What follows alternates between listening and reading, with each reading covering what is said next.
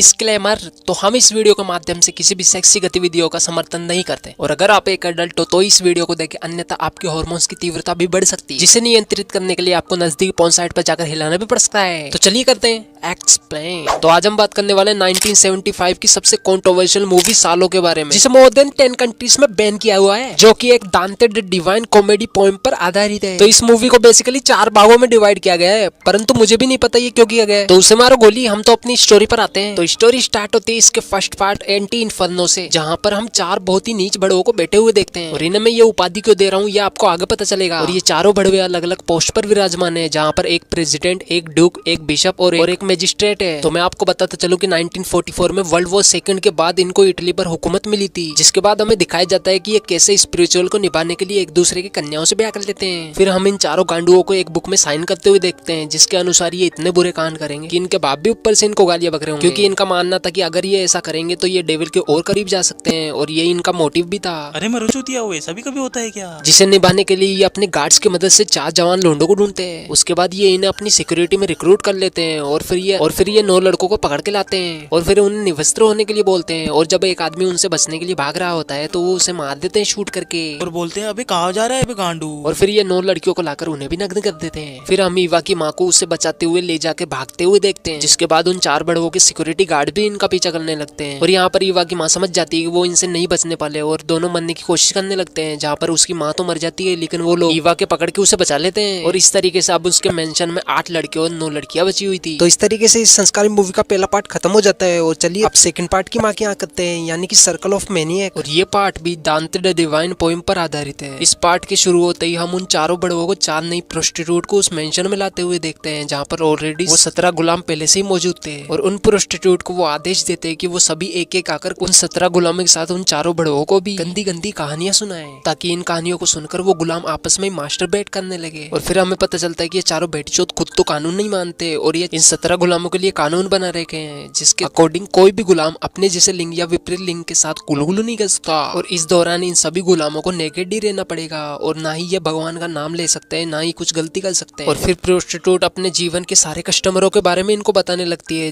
जिससे गुलामों को भलाई घंटा फर्क न पड़ा हो, लेकिन वो चारों बड़े उत्तेजना से भर जाते हैं और किसी भी मेल या फीमेल गुलाम को समय समय पर खुराक देने के लिए कमरे में भी ले जाते हैं। और फिर इस प्रोस्टिट्यूट की कहानी से मोटिवेट होकर वो मजिस्ट्रेट एक लड़की को मास्टरबेशन करने के लिए बोलता है, और क्योंकि वो लड़की बहुत ही ज्यादा छोटी होती है तो उसे पता ही नहीं होता कि मास्टरबेशन होता क्या है, और मनी मन उसे डॉग बोलने लगती है। और इन सब से तंग आकर वो किसी तरीके से वहां से निकलकर भागने लगती है। फिर मजिस्ट्रेट के साथ साथ कुछ गार्ड्स भी उसका पीछा करने लगते हैं और गार्ड्स आगे जाके उसे पकड़ भी लेते हैं। और अब वो उसके साथ क्या करेंगे ये हमें आगे पता चलेगा। फिर हम सभी को एक रूम में खाना खाते हुए देखते हैं। फिर एक गार्ड एक लड़की को नीचे पड़ी हुई रिंग उठाने के लिए बोलता है और इसी बात का फायदा उठाकर वो अपना सामान उसकी तिजोरी में रख देता है। और इस प्रक्रिया को देखकर पता नहीं उस बड़वे को क्या ही चुल मस्ती है कि वो अपने दोनों सेव ले जाकर उस आदमी को दे देता है और बोलता है इसे भी काटो।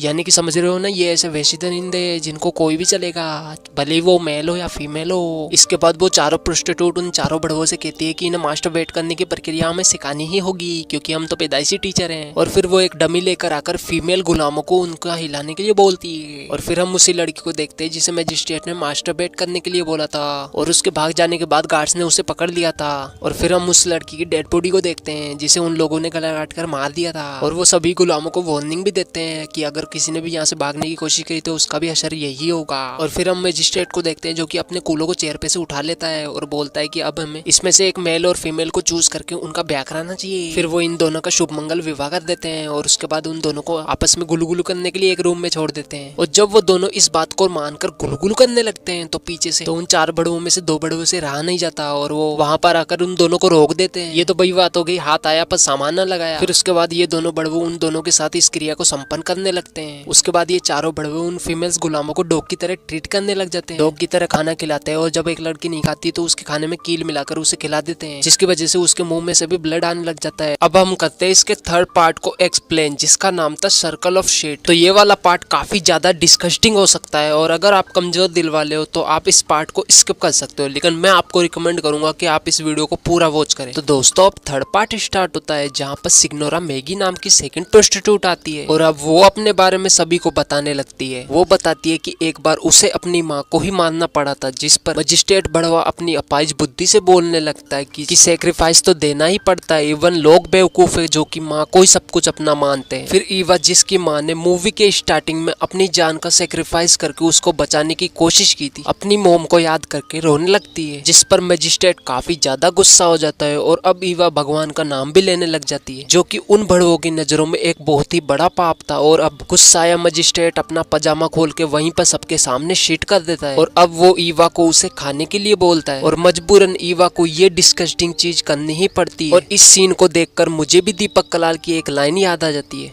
छोड़ो फेड़ छो। और फिर ये चारों बड़वे रोजाना ही गुलामों को यही चीज खाने को देने लगे और खुद भी खाने लगे। इवन नाश्ते में भी उन्हें यही सब दिया जाने लगा और जो इसे नहीं खाता उसका नाम एक रजिस्टर में लिखा जाता ताकि लास्ट में उसे सबसे दर्दनाक मौत दी जा सके। और यहाँ पर मैं आपको एक्सप्लेन नहीं कर सकता कि ये कितना ज्यादा डिस्कस्टिंग था, जहाँ पर इन चारों बड़वे के दिमाग में भेजा ही नहीं था। और इस तरीके से अब रोजाना ये यही परोसेंगे और इन्हीं को खाएंगे। और इस तरीके से अब ये सेकंड प्रोस्टिट्यूट की बात से इंस्पायर्ड होकर कभी किसी को पेलते या फिर कभी किसी से अपने ऊपर पीस करने के लिए बोलते। और एक रात ये चारों डिक्टेटर अपने सभी गुलामों की बेक देखने लगते, जहाँ पर इनका प्लान ये था कि जिसकी बेक सबसे ज्यादा अट्रैक्टिव हुई उसको ये मार देंगे। जहाँ पर इन्हें एक लड़की की बेक पसंद आ जाती है और ये जब उसको शूट करने के लिए गन चलाते हैं तो उसमें गोलियां ही नहीं होती, जिस पर डिक्टेटर उस गुलाम को बोलता है कि हम तुम्हें इससे भी भयानक मौत देने वाले हैं। इसके बाद वो चारों बड़वे चूतियापंती का प्रदर्शन करते हुए अपने गार्ड्स या फिर गुलामों से मैरिज कर लेते हैं। और फिर एक गुलाम एक डिक्टेटर को बताता है कि इस मेंशन में तुम्हारे रूल्स को तोड़ा जा रहा है, जिस पर वो डिक्टेटर जाके दो लड़कियों को साथ में सोते हुए देख लेता है। और इन बड़वों के रूल्स के अकॉर्डिंग कोई गुलाम साथ में नहीं सो सकते थे, जिस पर वो डिक्टेटर उन पे गन पॉइंट कर देता है, जिस पर वो लड़कियां उन्हें बताती है कि एक गुलाम और भी है जो कि एक नौकरानी के साथ सोता है। और वहां जाकर चारों डिक्टेटर उसे पकड़ लेते हैं। फिर वो चारों शूट करके उस गुलाम को भी मार देते हैं और उस नौकरानी को भी। और अब वो चारों बड़वे बचे हुए सभी गुलामों को एक शिट से भरे हुए टब में बिठा देते हैं। और यहीं पर ये थर्ड पार्ट भी खत्म हो जाता है। अब हम एक्सप्लेन करेंगे इसके फोर्थ पार्ट को, जो कि है सर्कल ऑफ ब्लड, जहां पर हम उन चारों डिक्टेटरों में से एक डिक्टेटर को चेयर पर बैठे हुए देखते हैं और वो अपनी दूरबीन से खिड़की के बाहर बाकी बचे हुए 3 डिक्टेटरों को गुलामों को टॉर्चर करते हुए देखता है। और इन डिक्टेटर्स ने जो 4 गार्ड अपॉइंट किए थे उनमें से 2 गार्ड हमेशा उस चेयर पर बैठे हुए डिक्टेटर को प्रोटेक्ट करने के लिए और बाकी 2 बचे गार्ड उन बाहर वाले तीनों डिक्टेटरों के साथ उन गुलामों को टॉर्चर करेंगे। फिर फर्स्ट डिक्टेटर की बारी खत्म हो जाने के बाद सेकंड डिक्टेटर उस चेयर पर आके बैठता है और बाकी 3 गुलामों को टॉर्चर करने लगते हैं, जहां पर वो डिक्टेटर्स मेल के पेनिस को काट देते हैं, फीमेल्स के ब्रेस्ट को काट देते हैं, किसी की आंख निकाल देते हैं और किसी की जबान काट देते हैं। ऐसा करते करते अब लास्ट डिक्टेटर आकर चेयर पर बैठता है और अब वो तीनों डिक्टेटर्स जो कि मैदान में थे एक एक करके सभी गुलामों को मार देते और अपना चूतिया पर भरा डांस करने लगते। और फिर हम 2 गार्ड्स जो कि मेंशन के अंदर थे उनको डांस करते हुए देखते हैं और हमारी स्टोरी यहीं पर एंड हो जाती है। आज की इस वीडियो में बस इतना ही दिखा सकता हूँ और इस वक्त अपने लटकते हुए तीसरे पाँव से इस वीडियो को लाइक भी कर दीजिए और मुझे आगे दीजिए, क्योंकि इस स्टोरी को सुनाते सुनाते मैं भी अभिलाने की अवस्था में आ चुका हूँ और इस प्रक्रिया को दोहराने के लिए मुझे बाथरूम में जाना ही पड़ेगा। मेरे को जाना पड़ेगा, मेरे को जाना पड़ेगा।